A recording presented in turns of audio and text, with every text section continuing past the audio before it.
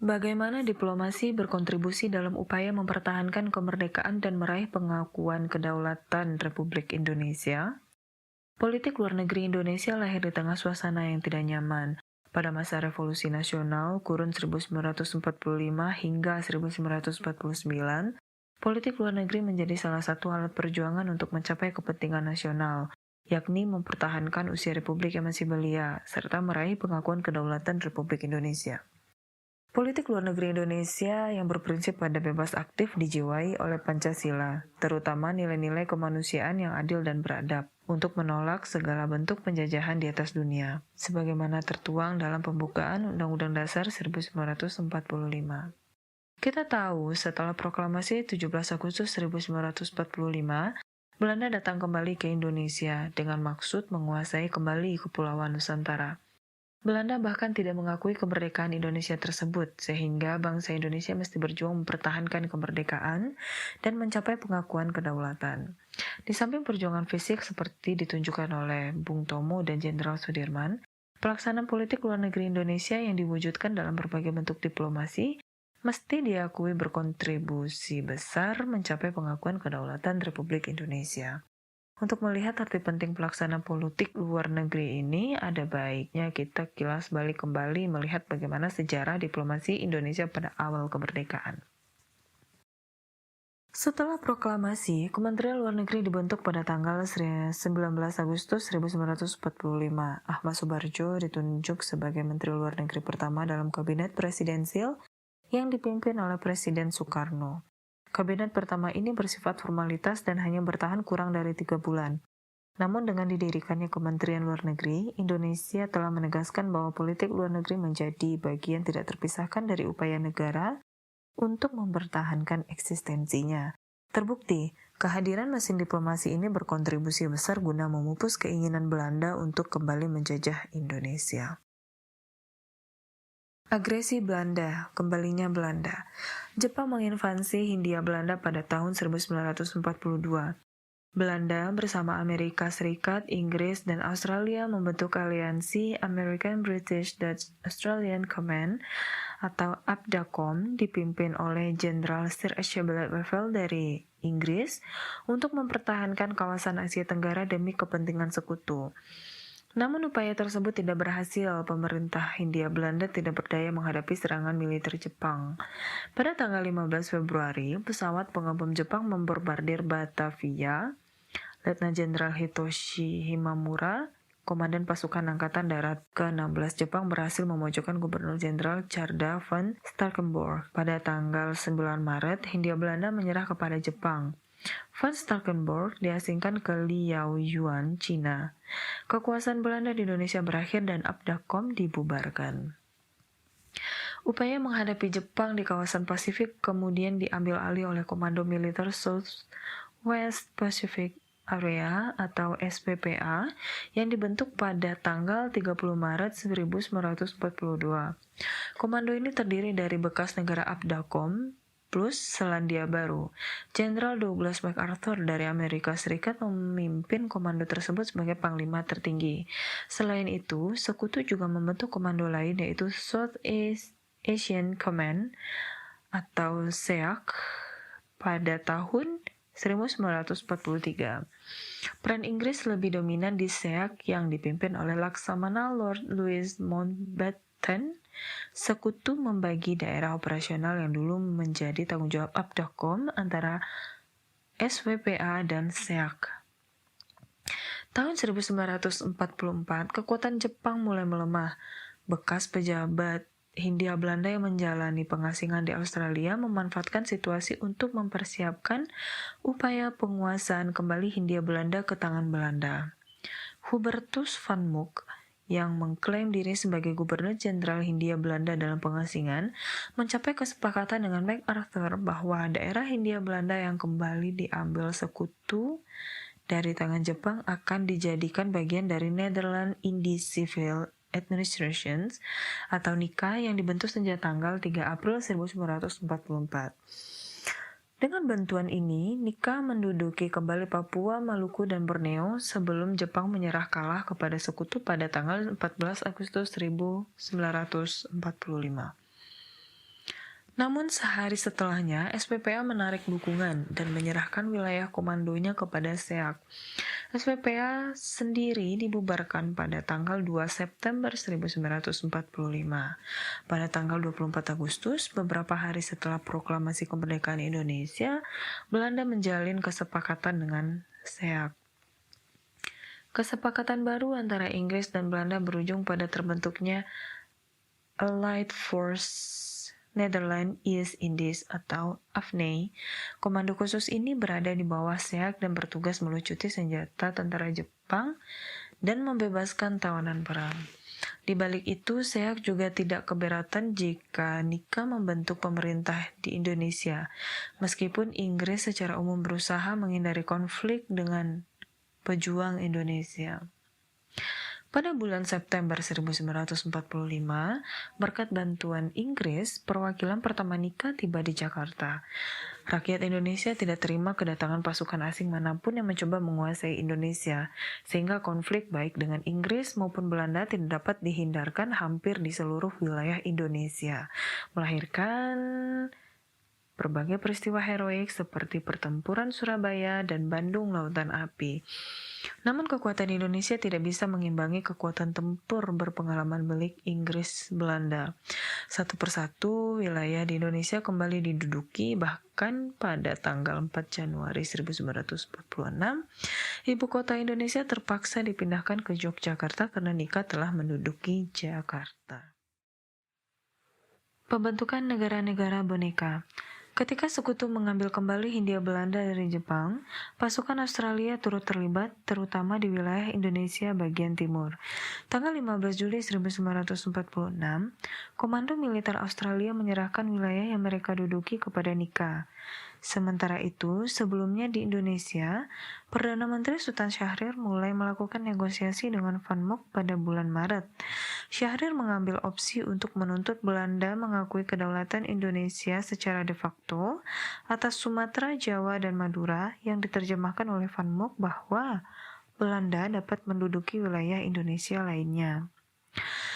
Dilatar belakangi kedua peristiwa tersebut, segera setelah Australia membiarkan wilayah Indonesia Timur di bawah penguasaan Nika, Van Mook menggelar konferensi Malino pada tanggal 15 hingga 25 Juli 1946 di Malino, Sulawesi Selatan.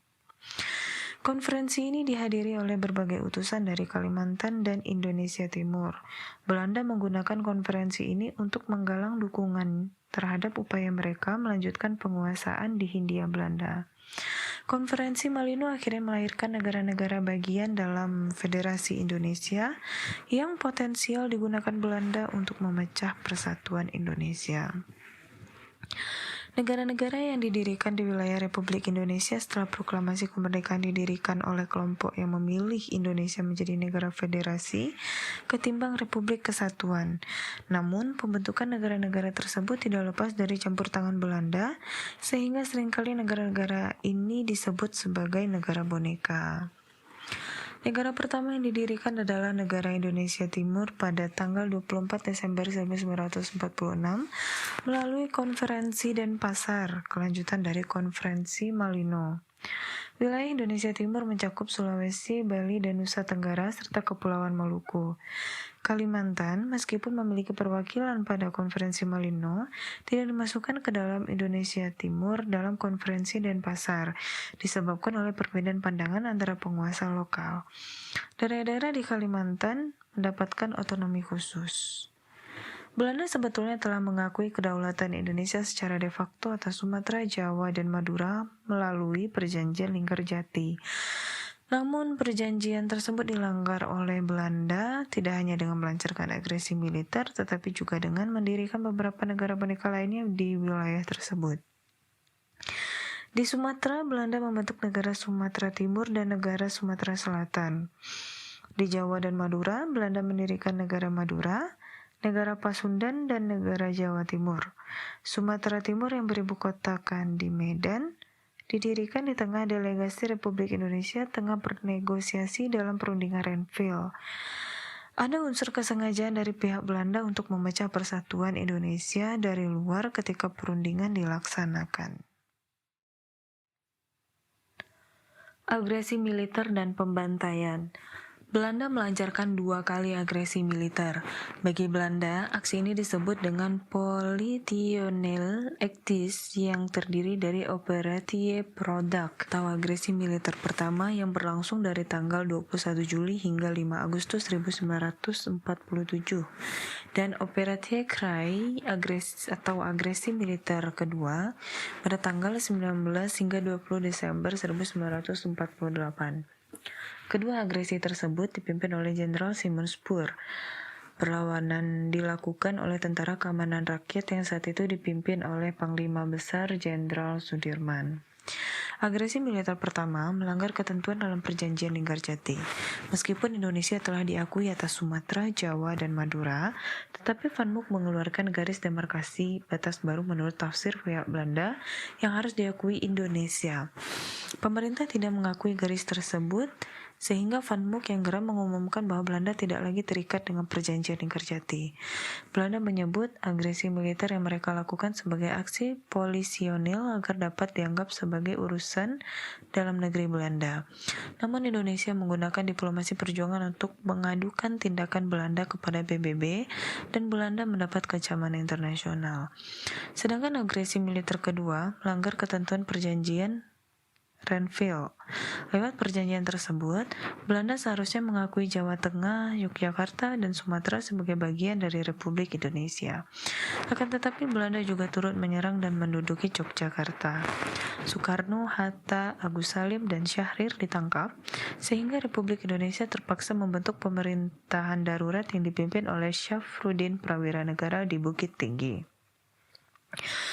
Di samping itu, Belanda juga melakukan aksi pembantaian pada bulan Desember 1946 hingga Februari 1947.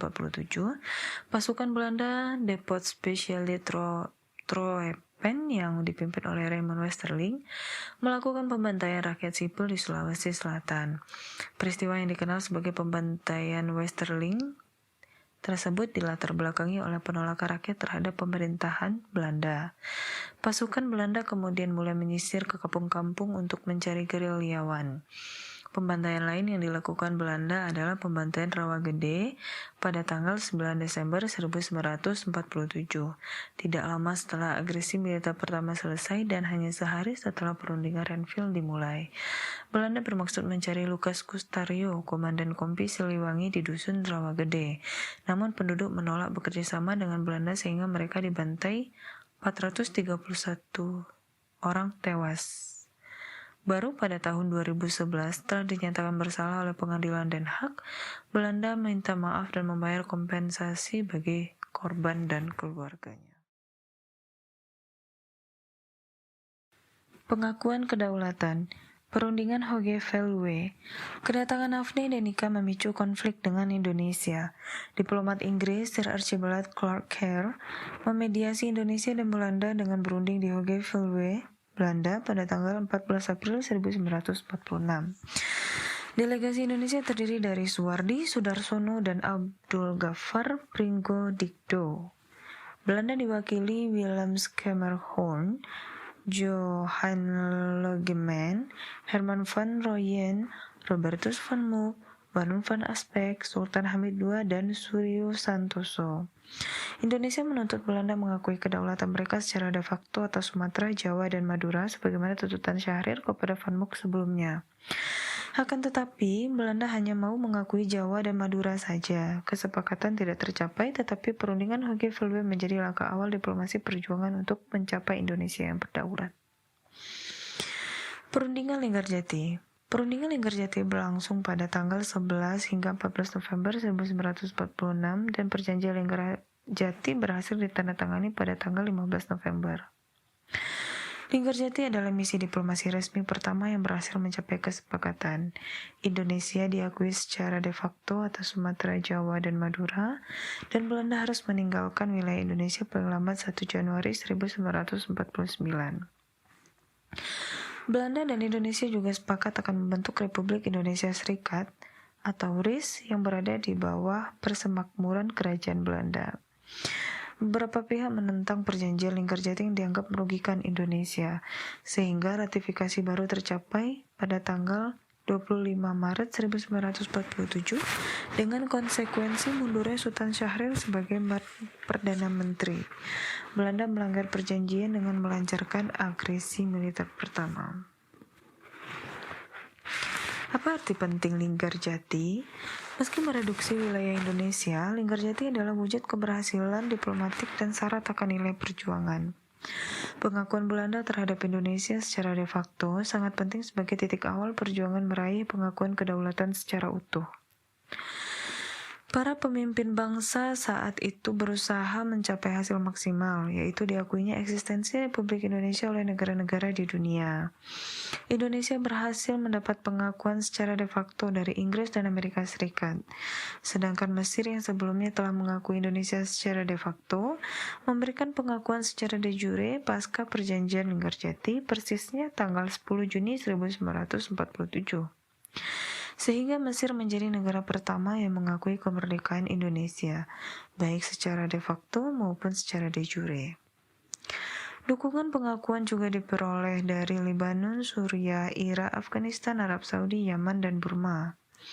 Melihat dukungan dari berbagai dunia kepada Indonesia, Linggarjati dapat ditafsirkan bukan hanya sebagai bentuk perjuangan diplomasi Indonesia melawan Belanda, tetapi juga simbol perjuangan Indonesia melawan tatanan dunia saat itu masih dicirikan dengan kolonialisme.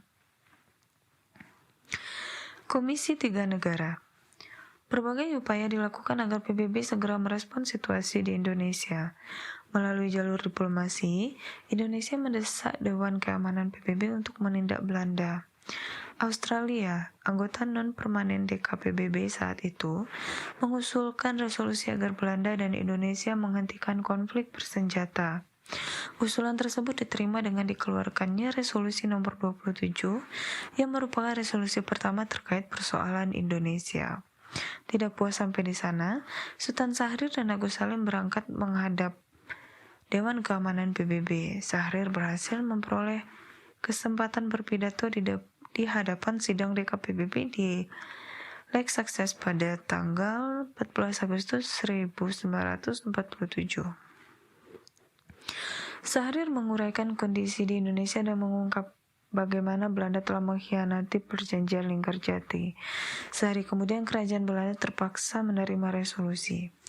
Amerika Serikat mengusulkan diri sebagai mediator. Pada tanggal 25 dan 26 Agustus 1947, DKPBB mengeluarkan resolusi nomor 30, 31, dan 32 berdasarkan usulan Amerika. Terutama melalui resolusi nomor 31, PBB membentuk Committee of Good Office atau Komisi Tiga Negara untuk membantu penyelesaian sengketa Indonesia-Belanda. KTN terdiri dari Australia, Belgia, dan Amerika Serikat.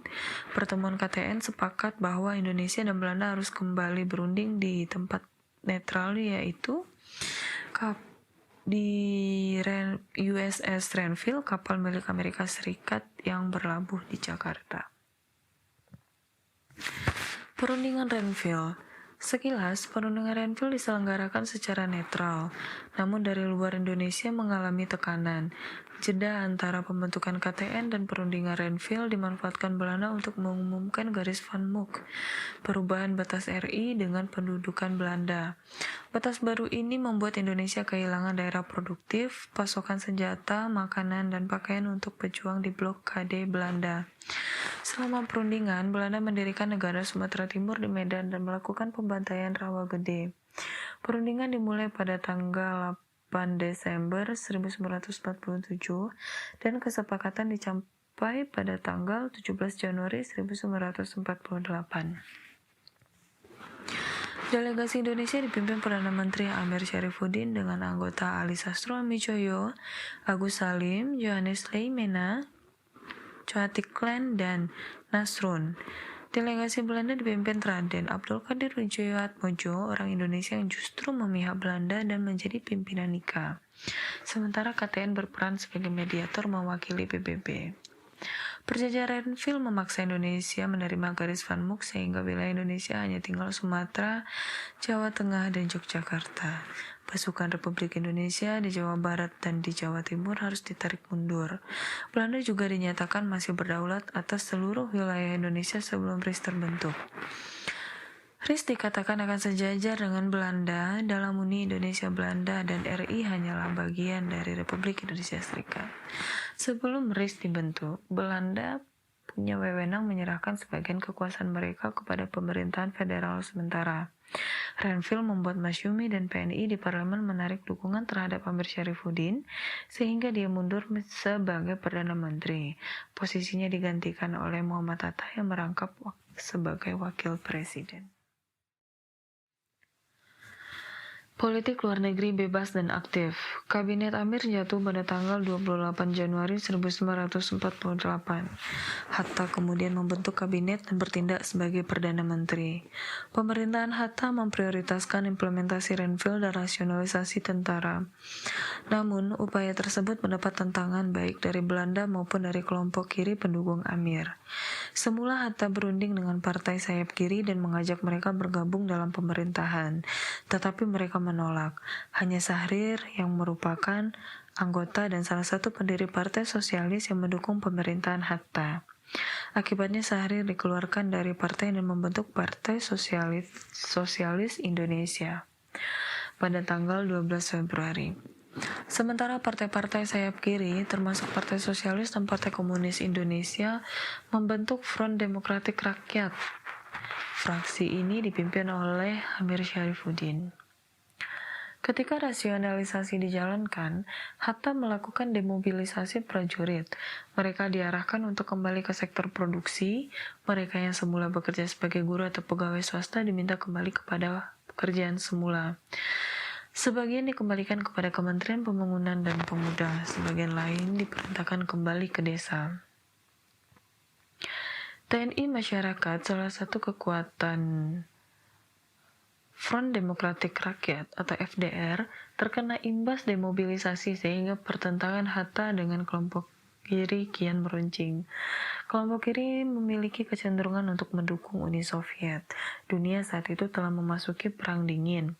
Kelompok kiri berusaha untuk menjalin hubungan konsuler antara USSR dan Indonesia melalui seorang komunis muda bernama Suripno yang tengah berada di Eropa. Namun, Hatta menangguhkan hubungan bilateral tersebut. Pada tanggal 11 Agustus, Suripno kembali ke Yogyakarta bersama Musso, pemimpin komunis senior.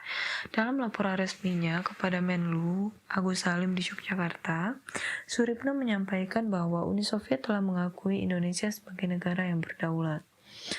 Kepulangan Musso memberikan kekuatan kepada kelompok kiri di Indonesia. Pada tanggal 26 hingga 27 Agustus, diselenggarakan konferensi antara partai-partai kiri dan sepakat membentuk biro baru yang diketuai oleh Musso.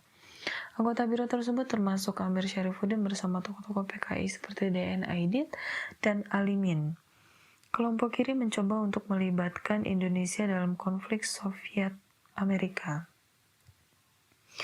Namun, pada tanggal 2 September, Hatta menyampaikan keterangan pemerintah di hadapan Badan Pekerja Komite Nasional Pusat yang kemudian diterbitkan oleh Kementerian Penerangan pada tahun 1951 dengan judul Mendayung Antara Dua Karang. Dalam keterangan tersebut, Hatta mengutuk aksi penyerangan Gedung Pegangsaan Timur nomor 56 oleh Belanda dan menafsirkannya sebagai upaya Belanda untuk menghapus jejak-jejak Republik Indonesia. Hatta juga panjang lebar menjelaskan pentingnya rasionalisasi militer. Dalam penyampaian tersebut, Hatta menggagas prinsip politik luar negeri Indonesia yang bebas dan aktif. Tidak perlu memihak Soviet atau Amerika, tetapi akan memanfaatkan segala situasi politik internasional demi kepentingan nasional. Pada tanggal 18 September, Musso dan Amir memimpin pemberontakan PKI di Madiun. Mereka menyatakan perang terhadap Republik Indonesia dan menuduh Soekarno dan Hatta sebagai budak imperialis Amerika. Mereka bermaksud menjadikan konstitusi FDR sebagai konstitusi Indonesia. Belanda mencoba mengintervensi, tetapi Agus Salim menepis dengan mengatakan bahwa itu adalah urusan dalam negeri Republik Indonesia. Setelah 3 bulan, pemberontakan Madiun dapat dipadamkan. Musso dieksekusi pada tanggal 31 Oktober, sementara Amir bernasib sama pada tanggal 19 Desember, pada hari ketika Belanda mulai melancarkan agresi militer kedua dan melanggar perjanjian Renville yang ditandatangani Amir dan diperjuangkan oleh Hatta. Mencari dukungan internasional. Upaya mencari dukungan internasional sudah dilakukan sejak awal. Diplomasi Indonesia mencoba mendapatkan dukungan dari India. Pertengahan 1946, Belanda memberlakukan embargo terhadap Indonesia. Untuk menembus blokade ekonomi, Sultan Syahrir menggunakan diplomasi beras untuk menarik simpati India. Indonesia memberikan 500.000 ton beras kepada India yang tengah dilanda kelaparan.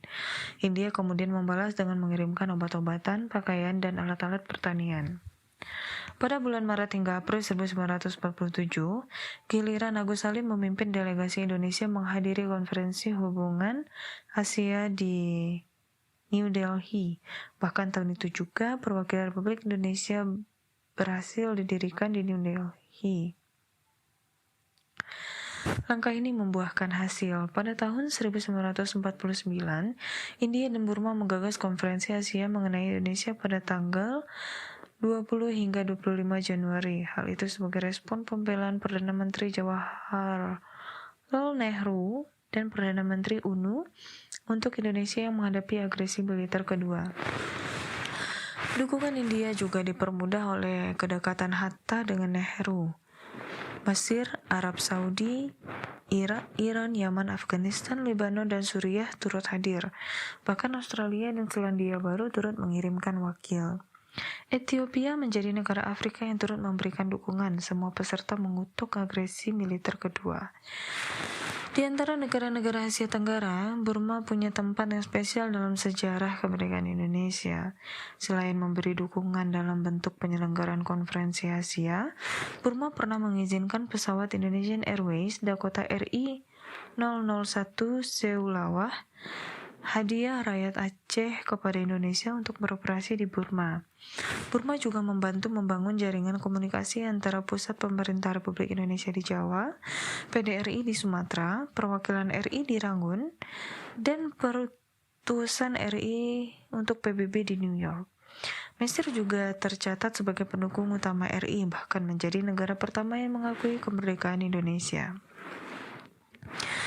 Dukungan bermula dari sidang Liga Arab tanggal 18 November 1946. Semua peserta sepakat untuk mengakui kedaulatan Indonesia secara de facto berdasarkan ikatan keagamaan, persaudaraan, dan kekeluargaan. Pada tanggal 13 hingga 16 Maret 1947, Konsulat Jenderal Mesir Abdul Monem berkunjung ke Indonesia menyampaikan pesan bahwa Liga Arab dan Mesir telah mengakui kedaulatan Indonesia sebelum perjanjian Linggarjati diratifikasi. Atas kunjungan itu, Indonesia mengutus Agus Salim bersama Abdurrahman Baswedan, Rashidi, dan Nazir Datuk Pemuncak untuk bertolak ke Mesir. Munem yang telah kembali ke Mesir menjamu delegasi Indonesia. Mereka dipertemukan dengan Perdana Menteri Mesir Mahmud el-Nokrashi Pasha dan Sekretaris Jenderal Liga Arab Abdul Rahman Hassan Azam.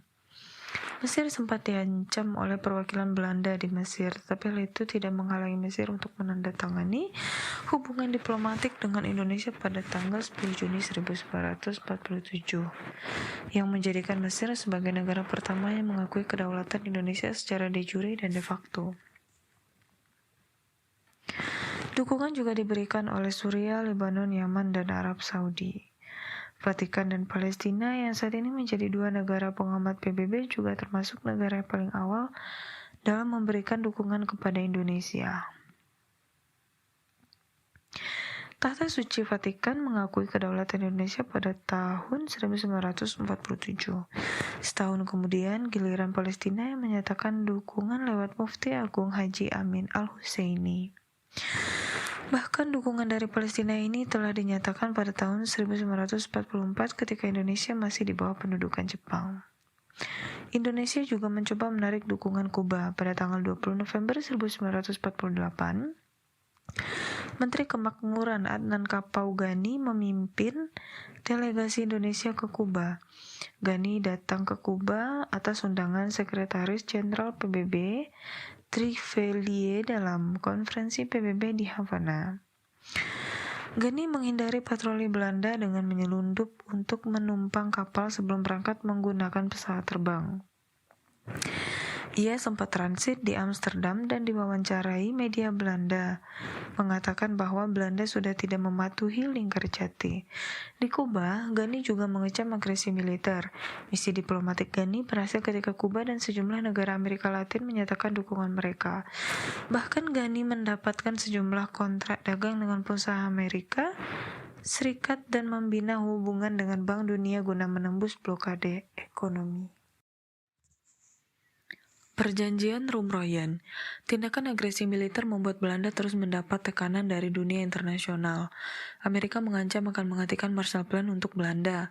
DKPBB melalui resolusi nomor 64 tanggal 28 Desember 1948 mendesak Belanda membebaskan para pemimpin Indonesia yang ditawan sesegera mungkin dan melakukan penyerahan kedaulatan sebelum tanggal 1 Juli 1950.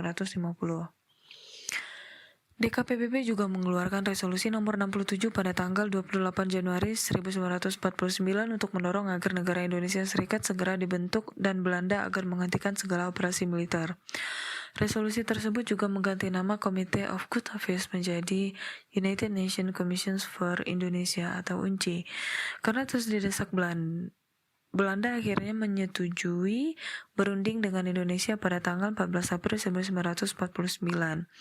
Belanda diwakili oleh Jan Herman van Rooyen, sementara Indonesia diwakili oleh Muhammad Rum. Tujuan perundingan ini adalah mempersiapkan konferensi meja bundar atau KMB yang direncanakan sebagai perundingan penyerahan kedaulatan dari Belanda kepada Indonesia. Namun perundingan sempat buntu ketika Rum menolak tawaran Belanda untuk membebaskan tawanan politik KMB. Perjanjian Rumroyen kemudian ditandatangani pada tanggal 7 Mei 1949 dengan butir kesepakatan yaitu Indonesia menghentikan gerilya dan akan menghadiri konferensi meja bundar. Pemerintah Republik Indonesia akan dikembalikan ke Yogyakarta. Belanda menghentikan segala operasi militer dan membebaskan tawanan perang yang ditangkap sejak 17 Desember 1948. Dan Belanda harus menghentikan pembentukan negara federal di wilayah RIS. Konferensi Inter-Indonesia Republik Indonesia bersama dengan BFO menyelenggarakan konferensi Inter-Indonesia pada tanggal 19 hingga 20 dan 30 Juli 1949. Indonesia saat itu terdiri dari berbagai negara bagian. Konsensus nasional penting dicapai sebelum Indonesia maju ke KMB. Perdana Menteri Indonesia Timur Anak Agung berperan penting dalam konferensi tersebut, di mana dia menggagas bahwa persatuan sesama bangsa Indonesia sangat penting untuk menyelesaikan masalah dengan Belanda dan pertikaian antara golongan Republikan dan Federalis harus dikurangi. Delegasi Indonesia dipimpin oleh Perdana Menteri Muhammad Hatta. BFO diwakili oleh ketua mereka Sultan Hamid II, Sultan Pontianak yang juga menjadi pemimpin negara federal Kalimantan Barat. Presiden Soekarno juga turut hadir. Pada konferensi pertama, dicapai kesepakatan yaitu urusan pertahanan negara berada di tangan RIS dengan membentuk Angkatan Perang Republik Indonesia Serikat atau APRIS. Kedaulatan RIS diperoleh dari Belanda dan Republik Indonesia. RIS akan dipimpin oleh presiden yang dipilih oleh RI dan BFO, dan RIS adalah nama negara federal. Sedangkan konferensi 2 mencapai kesepakatan yaitu bendera RIS adalah sangsaka merah putih, lagu kebangsaan RIS adalah Indonesia Raya, bahasa resmi RIS adalah bahasa Indonesia, tata cara pemilihan presiden ditentukan oleh RI dan BFO, akan dibentuk panitia konferensi meja bundar, dan anggota MBRS ditentukan oleh negara konstituen. BFO atau Badan Permusyawaratan Federal dibentuk pada tanggal 15 Juli 1948. Fungsinya sebagai badan koordinasi negara-negara federal bentukan Belanda. Tengku Bariyun dari negara Sumatera Timur menjabat sebagai ketua BFO, sementara Muhammad Hanafiyah dari Banjar dan Sultan Hamid II dari Kalimantan Barat sebagai wakil. Semula negara-negara federal digunakan Belanda untuk memecah belah bangsa Indonesia. Pertentangan antara kaum Republikan dengan federalis dimunculkan. Belanda memprovokasi federalis dengan menampilkan RI sebagai wujud imperialisme Jawa yang mendominasi suku bangsa lain di Nusantara. Belanda menampilkan diri sebagai pelindung kaum federalis, sementara bagi kaum Republik, golongan federalis adalah boneka Belanda. Namun upaya politik adu domba Belanda tidak berhasil karena para pemimpin negara-negara tersebut rupanya turut mendukung persatuan, terutama setelah Anak Agung menjadi Perdana Menteri Indonesia Timur. Anak Agung mengurangi pertikaian Republikan dan Federalis dan mendorong keduanya menyelesaikan pertikaian dengan Belanda. Anak Agung mengirimkan Goodwill Mission of East Indonesia State ke Yogyakarta pada tanggal 18 Februari 1948 untuk menjembatani RI dan NIT. Anak Agung lagu mengumpulkan pemimpin negara-negara federal di Bandung pada tanggal 8 Juli 1948. Pertemuan itu menghasilkan resolusi Bandung dan kesepakatan untuk membentuk Badan Koordinasi Negara-Negara Federal. Pada tanggal 15 Juli 1948, badan dimaksud yaitu BFO dibentuk. Negara-negara federal yang semula dianggap peneka Belanda perlahan mulai menunjukkan sikap yang sama dengan kaum Republikan untuk mencapai Indonesia yang merdeka dan berdaulat bebas dari kekuasaan bangsa asing. Beberapa kali perwakilan BFO mencoba menghubungi pemimpin RI ketika masih menjadi tawanan politik Belanda di Bangka.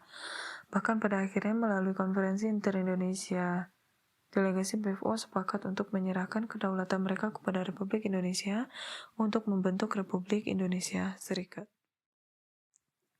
Konferensi Meja Bundar.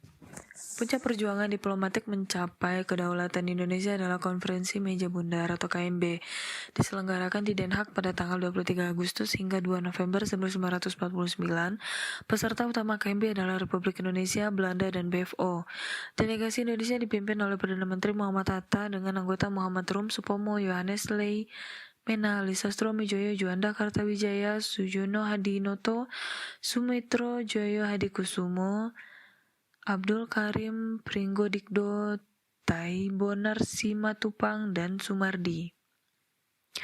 Delegasi Belanda diwakili oleh Menteri Urusan Kolonial Johan van Maarseven, sementara delegasi BFO dipimpin oleh Sultan Hamid II bersama BFO, wakil dari Kesultanan Pontianak, Negara Indonesia Timur, Negara Madura, Pasundan, Negara Sumatera Timur, Dayak Besar, dan Nugini Belanda turut hadir. Delegasi Amerika Serikat, Inggris, Prancis, Cina, Uni Soviet, Australia, dan Belgia turut hadir, baik sebagai utusan DKPBB maupun KTN. Negosiasi KMB menghadapi beberapa persoalan terkait masalah hutang luar negeri pemerintah kolonial Hindia Belanda dan status Nugini Belanda atau Papua. Pemerintah Indonesia Serikat diharuskan untuk menanggung hutang Belanda setelah mereka menyerah kepada Jepang pada tahun 1942. Sedangkan Belanda bersikeras bahwa Papua bukanlah wilayah Indonesia. Setelah diintervensi oleh delegasi Amerika dalam UNCI, Indonesia menyadari bahwa kesediaan membayar hutang adalah harga yang harus dibayar demi sebuah kedaulatan. Sedangkan persoalan Papua memperoleh kesepakatan pada tanggal 1 November bahwa status wilayah tersebut akan ditentukan melalui perundingan antara RIS dengan Belanda 1 tahun setelah penyerahan kedaulatan. KMB ditutup pada tanggal 2 November dengan butir kesepakatan 1. Kerajaan Belanda menyerahkan kedaulatan atas Indonesia kepada Republik Indonesia Serikat tanpa syarat dan mengakui RIS sebagai negara merdeka dan berdaulat. 2. RIS menerima kedaulatan itu atas dasar ketentuan-ketentuan pada konstitusinya. Rancangan konstitusi telah dipermaklumkan kepada Kerajaan Belanda. 3. Kedaulatan akan diserahkan selambat-lambatnya pada tanggal 30 Desember 1949. 4. Serah terima kedaulatan atas wilayah Hindia Belanda dari pemerintah kolonial kepada RIS tidak termasuk Papua bagian barat. Masalah ini akan diselesaikan dalam waktu 1 tahun. Dibentuknya Persekutuan Belanda Indonesia yaitu Uni Indonesia Belanda yang dipimpin oleh Kepala Negara Belanda. Pengambil alihan hutang Hindia Belanda oleh RIS sejak tahun 1942. Kesepakatan tersebut menuai kontroversi baik di Belanda maupun Indonesia, terutama karena masalah hutang dan Papua. Komite Nasional Indonesia Pusat atau KNIP meratifikasi kesepakatan tersebut pada tanggal 14 Desember 1949 melalui Undang-Undang Nomor 9 Tahun 1949 Sidang Komite Pusat mengenai persetujuan Konferensi Meja Bundar, sedangkan Kerajaan Belanda meratifikasi KMB melalui keputusan Eerste Kamer atau Senat dan Tweede Kamer atau DPR pada tanggal 21 Desember 1949. Pengakuan kedaulatan Indonesia. Pada tanggal 27 Desember 1949, dilangsungkan penyerahan kedaulatan dari Belanda kepada RIS. Penyerahan dilangsungkan di dua kota secara serentak, yaitu Amsterdam dan Jakarta.